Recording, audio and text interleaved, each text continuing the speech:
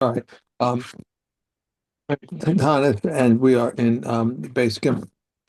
Yeah. And they are as follows. The Corona Shofar says, Hashem, in my distress I called, and he answered me. I lift my eyes to the mountains, etc. From the depths have I called to you, Shem, a prayer that afflicted when he faints. If Judah says he was not obligated to say Zikronos and Shofars, but in their place he says, if there be a famine in the land and if there be a pestilence, etc., the word of Hashem which came to Miyahu regarding the droughts, he then says their proper endings. After the first, he says, he who answered Abraham and Mount Moriah, he shall answer you and hearken to the sound of the cry this day. Blessed are you, Hashem, who redeems Israel.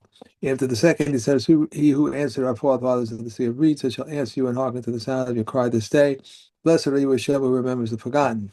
After the third, he says, he who answered Yeshua and Yigol, he shall answer you and hearken to the sound of your cry this day. Blessed are you, Hashem, who hearkens to the sounding of the shofar. After the fourth day, he says, who answered Shmuel and Mizpah, he shall answer you and hearken to the sound of your cry this day. Blessed are you, Hashem, who hearkens to a cry. After the 50 says, who answered Eliyahu on Mount Carmel, he shall answer you and hearken to the sound of your cry this day. Blessed are you, Hashem, who hearkens to the prayer. After the 60 says, who answered Jonah from the fish's belly, he'll answer you and hearken to the sound of your cry this day. Blessed are you, Hashem, who answers in time of distress. And after the 70 says, who answers David and his son Shlomo and Yushalayim, he shall answer you and hearken to the sound of your cry this day. Blessed are you, Hashem, who has mercy on the land. Okay. One more. I know. It happened in the case of Kalafta and Rabbi Hanania ben Trajan that he went before the ark and completed the entire blessing, but they did not respond on men after the blessing. Sound the Tekiah, O Kahanim, sound the Tekiah who answered our father Abraham and Mount Moriah, and shall answer you and hearken to the sound of your cry this day. Sound the Truah, O son of Aaron, sound the Truah. He answered our forefathers with the Red Sea, who shall answer you and hearken to the sound of your cry this day. When the matter came before the Chacham, they said, such was not a custom except at the eastern gate on the Temple Mount. Okay. Okay. All right. Shalosh Tanios Harishonos. So the first three fasts, which was just uh the ones that were nigzar on the tzibur. Okay, we're not talking about the ones where just the Yechidim would fast. So the first three, if you Right. recall, were half-day fasts, and so they were minor fasts, and therefore now we're looking at what happens to the Kohanim who are on duty in the temple. Okay, and the way it works is that you've got a mishmar. You've got for the whole week. There's a mishmar that comes into Yerushalayim to perform the service, and on every day there's a certain base of a family within that mishmar that is on duty for that day of the week. Okay, Yeah. so that's the distinction that's broken down over here. Now the Anshe Mishmar, so the people who are in the Mishmar, in other words, they're on duty for the week, but they're not necessarily on duty for that day. Misanin velo mashlimin. So if they're in town for one of these fast days, they can fast, but they don't complete the fast. They stop probably around midday, and they because they need to keep their strength in case they're called into service because maybe for whatever reason there are a lot of people coming and bringing korbanos and the kohanim of that day say, listen, we're not coping, we need help. Right. So then that's what they should be there for. Therefore, they should be ready and not complete a full fast and not weaken themselves. And Beis Av lo hayu misanin klal. They don't fast at all on those minor days. Shalosh shnios. Now, if it happens to the second lot of fasts, which is now a full that's a full day fast, but it's not the whole business of taking the Torah out into the street and the big public humiliation of self humiliation of the people. Um, Shalosh shnios anshe mishmar misanin umashlimin. So the people who are in the mishmar, they fast the full 24 hours. Anshe beis av misanin v'lo mashlimin. But the people who are on duty, the kohanim who are on duty, they do not complete the fast because they need their strength. Still, the avoda in the temple takes precedence. Sheva achronos elu ve'elu misanin umashlimin divrei Rabbi Yeshua. So then for the seven fasts, the very severe ones, everyone fasts, including all of the Kohanim who are on duty. This is the opinion of Rabbi Yeshua. Chachamim disagree with Rabbi Yeshua. They take everything down a peg. Shalosh Tanios Harishonos. So the first three, Elu Elu Lo Hayu Misanin Klal. They said that for the first three ones, which are the most makil, none of the Kohanim would fast at all. Okay, Shalosh Shnios. The second set, Anshe Mishmar Misanin Velo Mashlimin, so then the people on Mishmar would partially fast. Anshe Beis Av Lo Hayu Misanin Klal, but the people who are on duty again do not fast at all. Sheva Achronos with the final seven fasts. Anshe Mishmar Misanin Lo Mashlimin Anshe Beis Av Misanin Velo Mashlimin. So the people, so the Mishmar they fast properly, but the people who are on duty in the temple still they need their strength, and therefore they do not fast at all. Okay.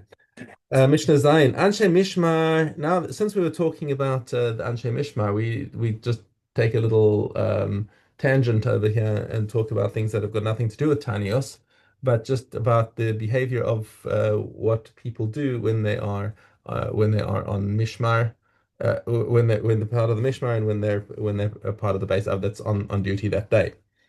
Okay. Anshe Mishmar mutarim lishtos yain baleilos. So people who are generally who in town for the week, they may drink wine at night.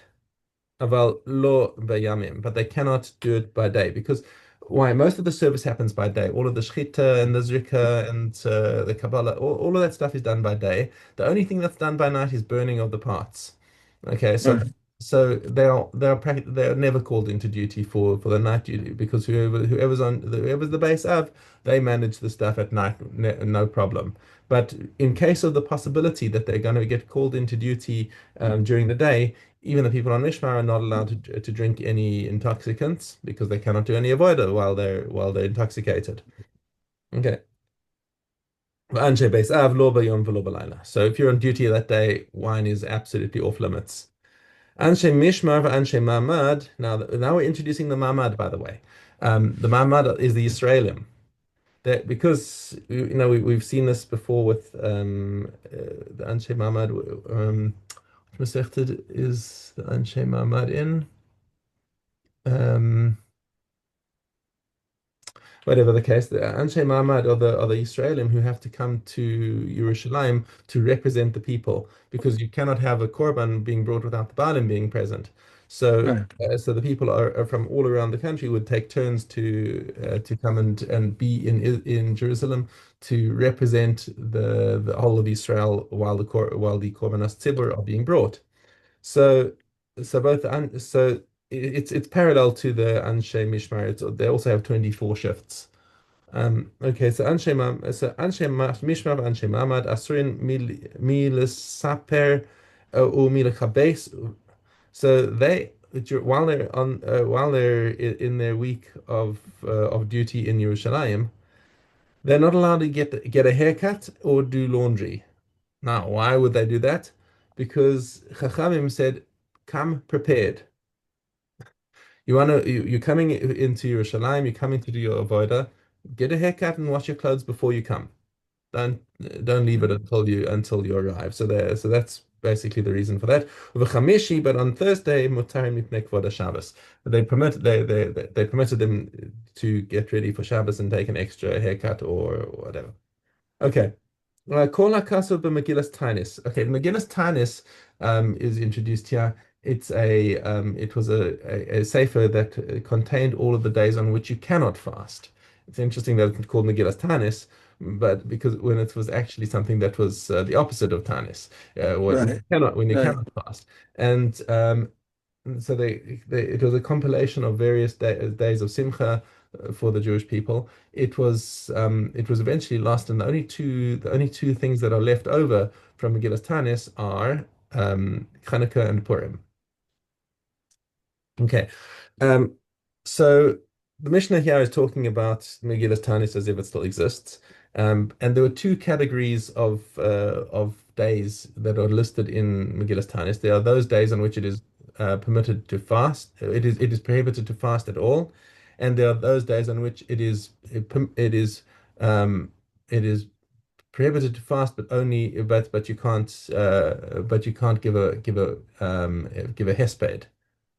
Uh, Mm. so hold on, which is more severe, the this point. Um, The Lord is Anas Bahen. Yeah, so it's possible that you can that you oh sorry the fasting is more severe. So if it wait fasting you cannot give a hesped. Wait, I'm just trying to get my logic around this. Right. So Anas Bahen. Right, It if it's only says if it's only it says whenever it is written in the scroll of fast not to utilize on a particular day. Mhm. It doesn't say, Yeah, right. So if you cannot give a eulogy, then kal v'chomer you cannot have a fast. So right. it's a stronger simcha. Okay. Okay. So if you cannot give a eulogy on the day,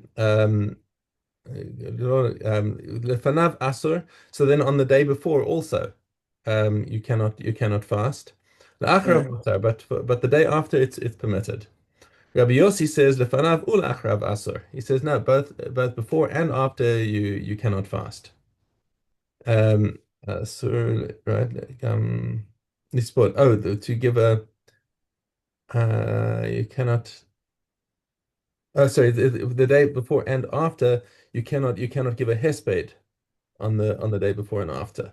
Mm. Okay, Rabbi Yossi says lefanav asur delol is ana behon. So on the days when it's really prohibited to fast on them, but you can still give a hesped if you want to.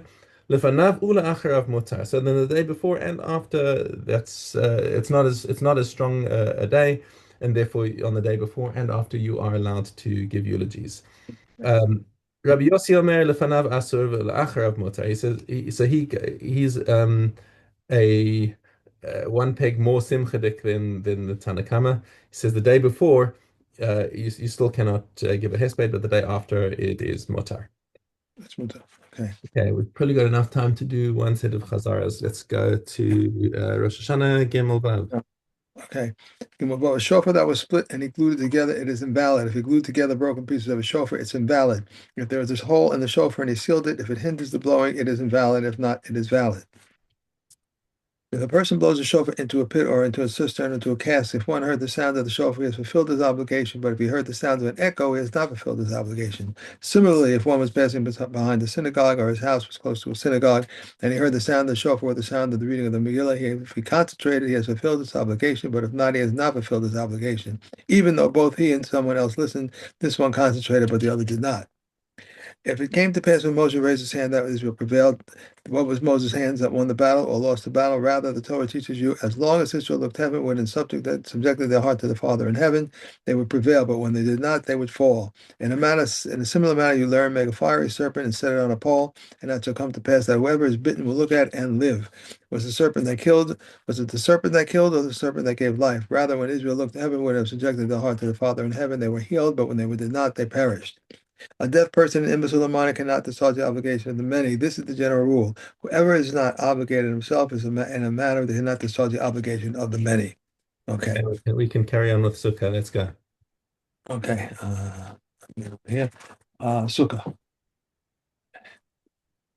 Okay, Sukkah. Gimel Ches. Okay, so, we do not bind the lulav except with his own kind. These are the words of Rabbi Yehuda. The mayor says, even Sorry, Tess. We're on Tess. I'm sorry. At which point in the Hallel service did they wave the lulav and give thanks to Hashem at the beginning and the end, and the please Hashem brings salvation now. These are the words of Beis Hillel. Beis Shammai says also, at please Hashem brings success now. Rabbi Akiva said, as I was watching Rabbi Gamil and Yehoshua, all the people were waving their lulav, but they did not wave anything except during, please bring Hashem bring salvation now. One who arrived from a journey where he did not have a lulav at hand to use when he comes home, we should take it to the table. If he did not take it in the morning, he should take it in the afternoon. The entire day is valid for the lulav. If a non-Jewish slave, a woman, or a minor recite a halav for someone, he must repeat after them whatever they say, and let it be a curse upon him. If an adult was reciting for him, he must respond after him, hallelujah. If in a place where they are accustomed to repeat, he repeats. Where the custom is to recite as is, he recites as is. Where the custom is to recite a blessing after, he recites a blessing after it. Everything must be done in accordance with the local custom. If one purchases a lulav from his friend during Shemitah, he must give him the esrog as a gift because it's forbidden to purchase it during Shemitah. Okay, we're gonna have to end there. Okay, I'm really sorry. No If, worries. if Let's have if a you have good day. time later and want to call, then I should be around most of the day. So if you have time, from work, we'll finish. Okay, have a good day. Thank you.